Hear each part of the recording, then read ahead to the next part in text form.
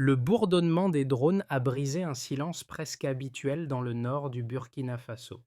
Sur des routes longtemps désertées, quelques camions, quelques motos, quelques silhouettes à pied réapparaissent enfin, avançant lentement parmi des marchés encore fermés. Pour ceux qui observent de près les décisions militaires d'Ibrahim Traoré, ces signes minuscules ressemblent à une promesse très fragile mais réelle, comme un fil tendu au-dessus du vide. Que valent pourtant ces premiers mouvements prudents quand des villages indiens sortent à peine de la nuit, entre routes coupées, écoles vides, familles déplacées et récoltes abandonnées? Les opérations menées depuis la fin du mois d'octobre ont laissé entrevoir une dynamique nouvelle dans un conflit qui semblait figé depuis des années. Au cœur de ces évolutions se trouve une promesse discrète mais déterminante. Comprendre comment des améliorations ponctuelles peuvent réellement modifier la vie quotidienne. Les habitants des zones rurales, longtemps habitués à l'insécurité, aux routes coupées et aux déplacements forcés, observent désormais une succession de signaux encore faibles. Ouverture partielle d'axes, retour prudent des commerçants, reprise limitée des activités agricoles. Mais ces avancées, si modestes soient-elles, portent un enjeu central, savoir si elles constituent un simple moment de répit ou la première brique d'une stabilisation progressive. La question devient alors cruciale pour chaque famille. Ces changements peuvent-ils durer suffisamment pour permettre la reconstruction d'un rythme de vie soutenable? Et dans cet entre-deux fragile, un détail observé sur plusieurs sites pourrait tout faire basculer. Dans ce passage, les premières observations recueillies, fin octobre, ont révélé une rupture nette. Les drones ont couvert des zones auparavant inaccessibles, transmettant en temps réel des données cruciales, tandis que plus de 300 combattants ont été neutralisés au cours de cette même période. Dans le même intervalle, une dizaine de caches d'armes ont été démantelées, dessinant les contours d'un tournant opérationnel longtemps jugé improbable. Ces révélations initiales marquent le point d'entrée d'une phase où chaque action semble s'imbriquer dans la suivante, créant un enchaînement de causes et d'effets rarement pas observés dans les années précédentes. Dans plusieurs régions du nord du Burkina Faso, le survol continu des drones a permis de cartographier des axes, de repérer des mouvements dispersés et d'alimenter des unités au sol mieux coordonnées qu'auparavant. Cette nouvelle mécanique, encore imparfaite, illustre une transition vers une approche plus structurée, où la précision remplace progressivement l'improvisation. La population locale, qui suit de près les orientations prises sous Ibrahim Traoré, a vu apparaître des signes encore timides de changement. Routes rouvertes par segments, marchés repris de façon intermittente, mobilité à nouveau possible dans certains couloirs longtemps considérés comme trop risqués. Dans des localités comme Arbinda, Djibo ou Yamba, les habitants décrivent un quotidien fait de prudence, mais aussi d'opportunités microscopiques qui semblaient inimaginables quelques mois plus tôt. L'effet de ces opérations dépasse pourtant le seul cadre militaire. Les écoles ont vu revenir des élèves après de longues absences, les administrations locales ont commencé à réévaluer la reprise de leurs services et certaines familles déplacées ont envisagé un retour progressif, même si celui-ci reste fragile et réversible. Les équipes de terrain notent également une circulation de l'information plus fluide, essentielle pour anticiper des menaces et ajuster les interventions. Ce tableau, encore instable, montre une réalité complexe. La situation n'est plus figée, mais elle avance par petites séquences interdépendantes où chaque amélioration dépend étroitement de la précédente et demeure exposée au moindre basculement. Dans plusieurs localités du nord et du centre-nord du Burkina Faso, les habitants ont décrit l'arrivée progressive des unités de sécurité comme un marqueur décisif des derniers mois. Les témoignages recueillis sur le terrain montrent que cette présence visible n'a pas seulement rétabli un sentiment relatif de protection. Elle a permis la réactivation de gestes du quotidien longtemps suspendus. C'est dans cette perspective que les premiers récits locaux jouent le rôle de fil conducteur, éclairant la manière dont les opérations récentes se traduisent dans la vie réelle. Dans ce passage, à proximité d'Arbinda, une famille restée sur place raconte comment la réouverture partielle d'un axe secondaire a rendu possible le transport de vivres vers un marché local. Le trajet demeure risqué, mais la simple possibilité de l'effectuer marque un changement par rapport au mois où toute circulation était impraticable. Les conversations avec les habitants montrent que cette reprise, même limitée, représente un repère concret pour envisager les jours suivants. Dans ce passage, dans un village plus à l'est, un enseignant évoque la réapparition progressive des élèves après de longues périodes d'absence liées à l'insécurité. Les classes restent clairsemées, mais ce retour fragmentaire permet aux autorités locales d'évaluer les conditions nécessaires pour maintenir une activité éducative, même minimale. Sous Ibrahim Traoré, ces signaux fragmentés constituent une base d'observation essentielle. Ils illustrent comment un ajustement progressif des opérations peut modifier la perception collective du risque et de la mobilité. Les effets Rechte restent fragiles, mais ils montrent que les améliorations locales ne sont pas abstraites. Elles sont incarnées par des actions quotidiennes rendues à nouveau possibles. Enjeu central, maintenir ces gains fragiles. Le déclencheur des opérations les plus récentes apparaît clairement. Au tournant de la fin octobre, les drones ont commencé à quadriller des zones que les unités terrestres n'avaient pas pu atteindre depuis des mois. Leur survol régulier, silencieux et méthodique a fourni une série d'images, de trajectoires et de mouvements permettant aux équipes de repérer des axes, de cartographier des points de passage et de transmettre des données en temps réel. Ce premier maillon, presque entièrement aérien, représente le point de bascule qui a rendu possible la séquence qui a suivi. Les habitants, longtemps confinés dans une routine d'immobilité forcée, ont perçu ces survols comme le signe d'une action plus ordonnée qu'auparavant. Le dans ce passage a ensuite pris forme au sol. Certains tronçons routiers, restés impraticables durant des mois, ont été rouverts partiellement. Les équipes locales ont transporté du matériel, évalué la stabilité de plusieurs secteurs et acheminé des vivres vers des localités isolées. Ces déplacements ont marqué la première réactivation d'un réseau de mobilité essentiel, permettant non seulement de déplacer des unités, mais aussi de reconnecter des communautés coupées les unes des autres. Dans plusieurs villages, ce simple fait a modifié la perception du risque immédiat, même si l'ensemble restait entouré d'une grande prudence. Le dans ce passage s'est produit dans les semaines suivantes. Une série d'opérations conjointes a mobilisé des unités au sol appuyées par une surveillance aérienne continue. Les équipes ont inspecté des sites abandonnés, vérifié des points de passage utilisés par les. Dans ce passage, dans certaines communes, la stabilisation partielle obtenue à ce moment-là a provoqué dans ce passage social. Des commerçants ont pu rejoindre de petits marchés, même de façon intermittente. De petites exploitations agricoles ont redémarré là où le risque était jugé gérable. Les enseignants ont constaté le retour progressif d'élèves auparavant absents. Quelques familles déplacées ont envisagé un retour prudent dans leur village, souvent pour de courtes périodes, sans installation définitive. Ces actions, modestes mais concrètes, montrent comment la dynamique militaire a produit un effet en cascade sur les activités quotidiennes. Cette phase d'après-coup n'a toutefois pas dissipé l'incertitude.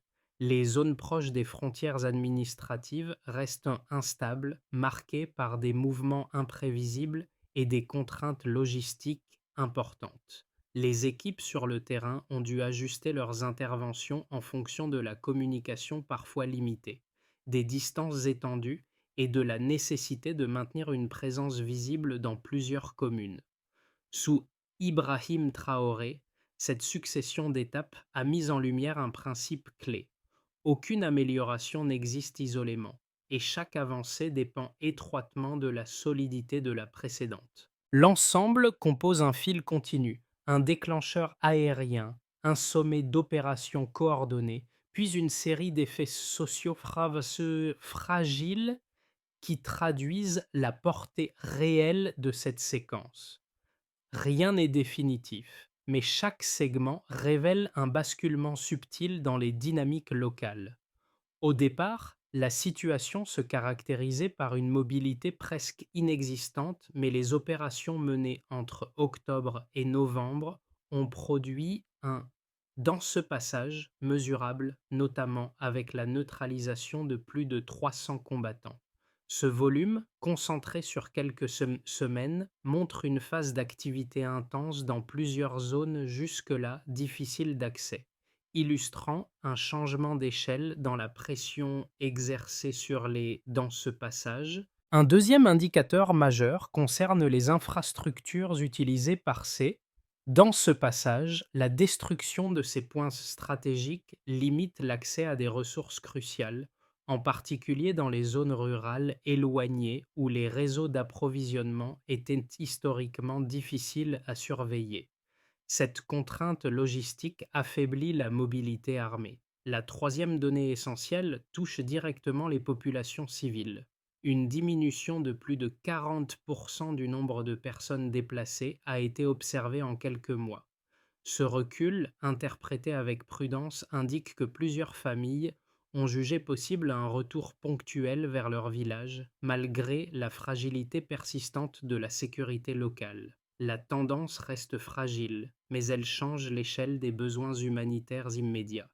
Ces trois chiffres structurent une lecture plus précise de la dynamique actuelle. Ils ne suffisent pas à résumer l'ensemble de la situation, mais ils offrent des repères concrets permettant d'observer une transformation progressive sur le terrain. Les équipes de reconnaissance ont consolidé l'usage de drones et de systèmes de communication en temps réel, améliorant la précision des opérations. Selon les données disponibles, les interventions auraient atteint un taux de réussite supérieur à 45% dans la neutralisation des cibles identifiées, ce qui traduit une évolution des méthodes employées. Cette efficacité relative repose sur la combinaison entre collecte d'informations, coordination interunité et intervention scellée. Sous Ibrahim Traoré, ce cadre opérationnel montre un tournant où les données mesurables deviennent un outil d'évaluation central. Les chiffres ne garantissent pas une stabilité durable, mais ils révèlent les domaines où les zones sécurisées par intermittence ont permis des retours, même temporaires. Les marchés ont rouvert à rythme limité, la circulation a repris par segments et certaines exploitations agricoles ont recommencé à fonctionner. Ces tendances, encore fragmentées, indiquent que la situation n'est plus figée comme les années précédentes. Les équipes sur le terrain soulignent néanmoins la prudence.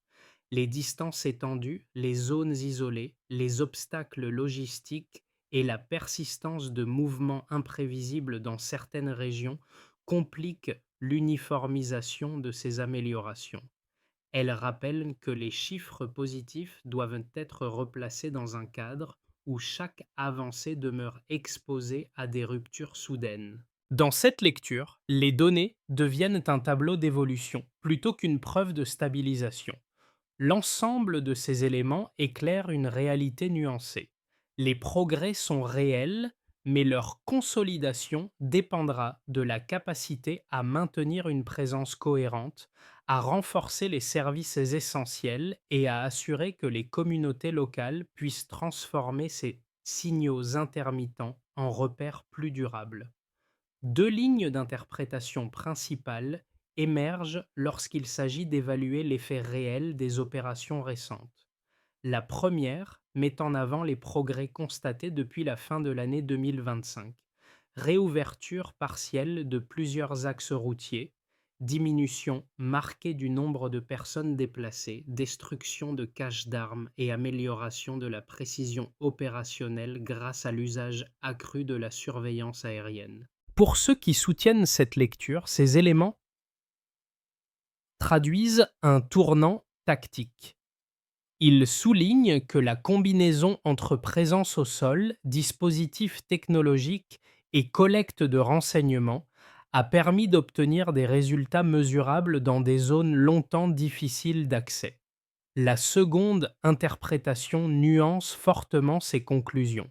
Selon cette perspective, les avancées observées demeurent fragiles, parfois temporaires, et susceptibles de s'inverser rapidement s'il est, dans ce passage, pour établir un point d'équilibre entre ces deux visions, il suffit d'observer la nature des données disponibles.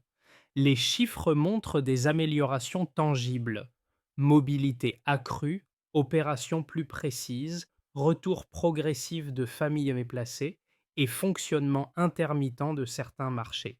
Mais ces évolutions ne constituent pas en elles-mêmes une garantie de stabilisation durable.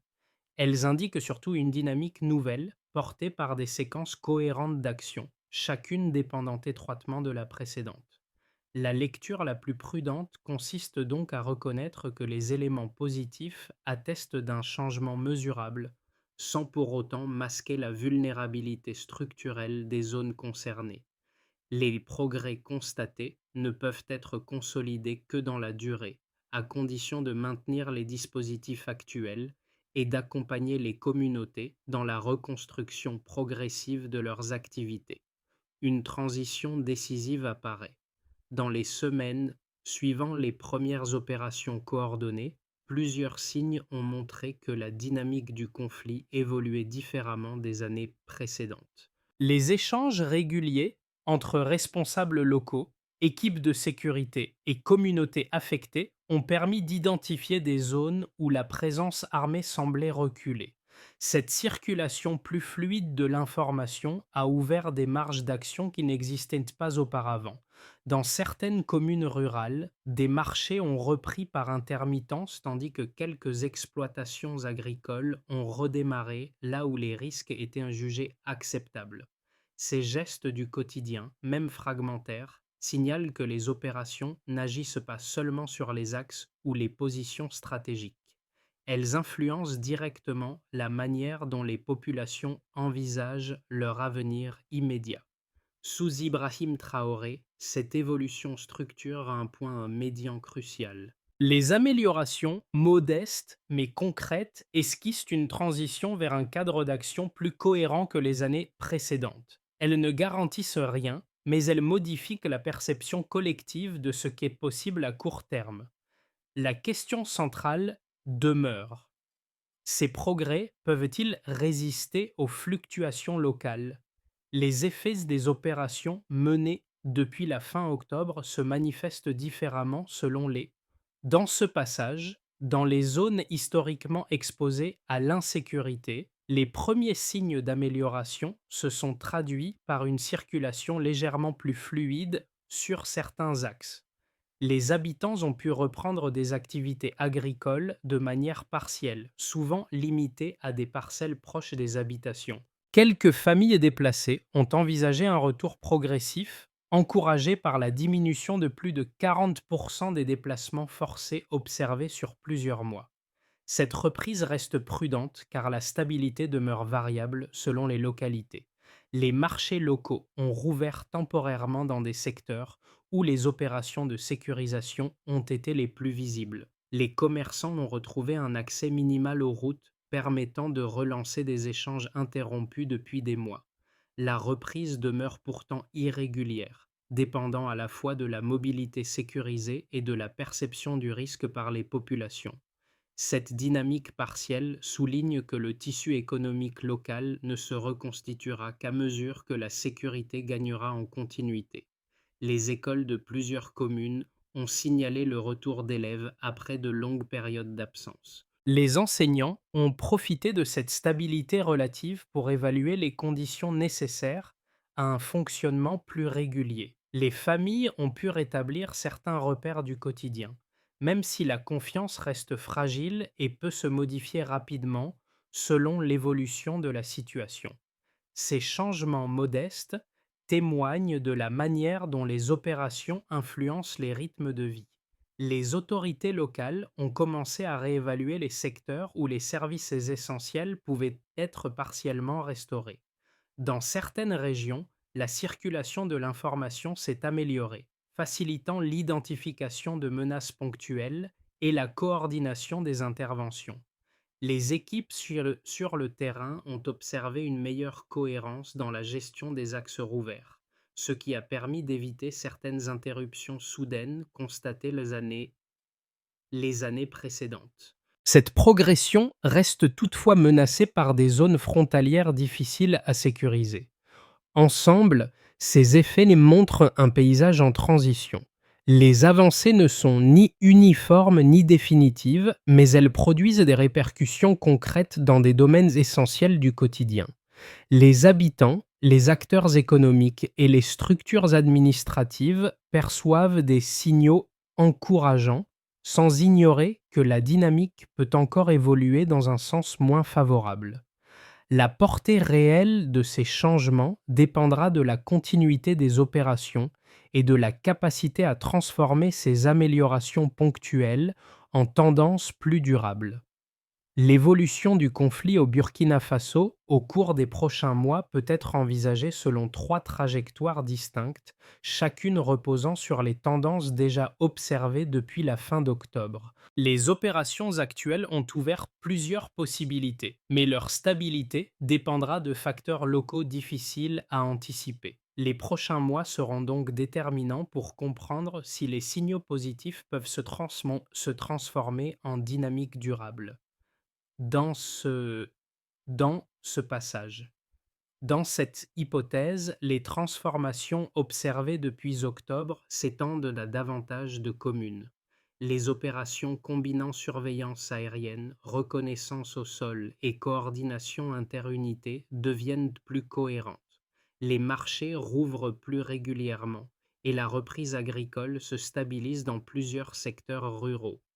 Les administrations locales peuvent restaurer certains services essentiels, notamment dans les zones où la circulation est redevenue plus fluide.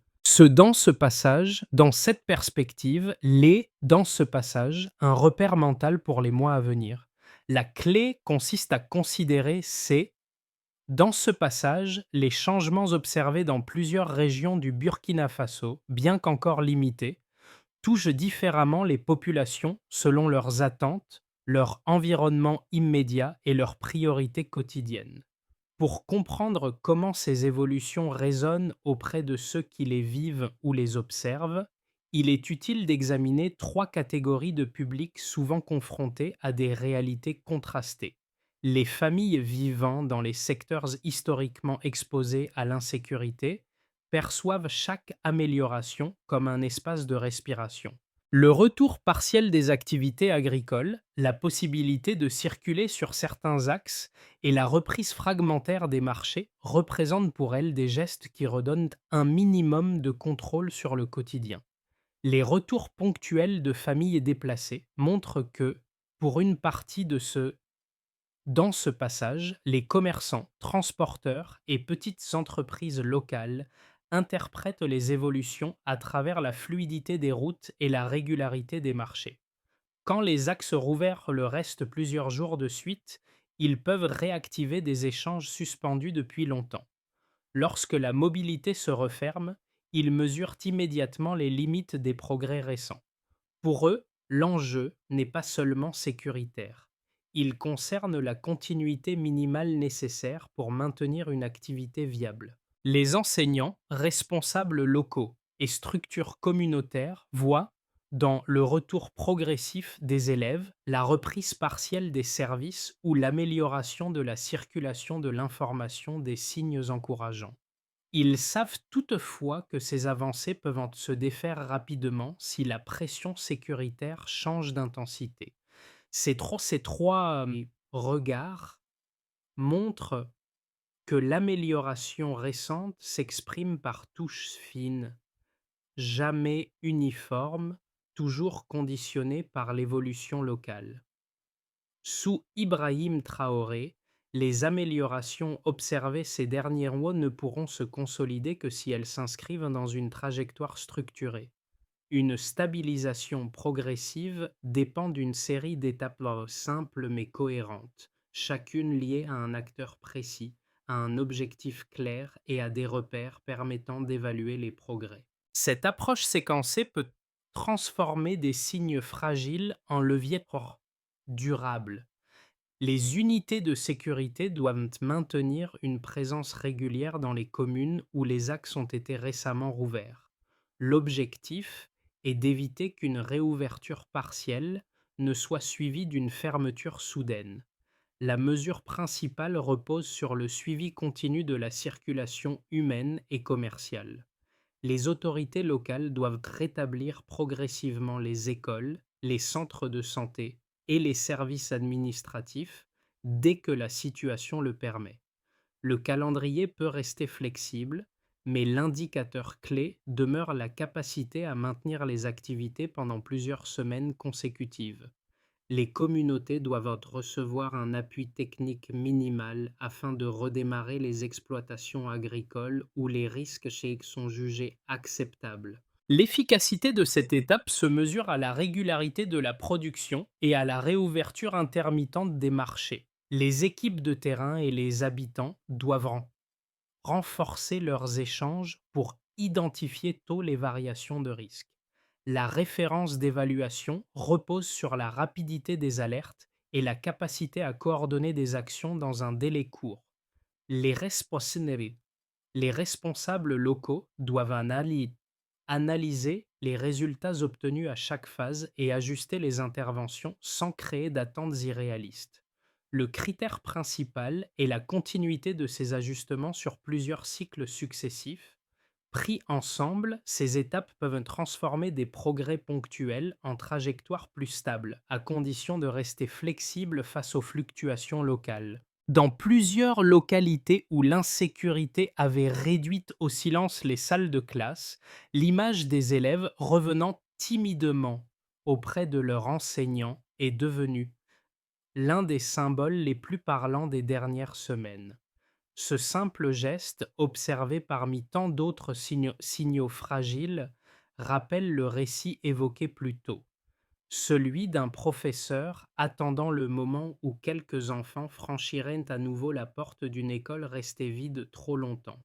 Cette scène, discrète mais lourde de sens, résume la portée humaine de chaque amélioration observée depuis octobre. Sous Ibrahim Traoré, ces instants modestes forment le fil émotionnel reliant les opérations militaires à la vie quotidienne. Ils montrent que les progrès, même intermittents, ne se limitent pas à des axes rouverts ou à des interventions coordonnées. Ils réapparaissent dans les lieux les plus ordinaires, là où les communautés mesurent concrètement ce qui change. Ils prouvent aussi que la stabilisation ne se définit pas seulement par des indicateurs, mais par la possibilité, pour quelques familles, de reprendre une routine essentielle. Ces gestes, ces gestes minuscules donnent un visage aux dynamiques en cours. La fragilité peut devenir élan.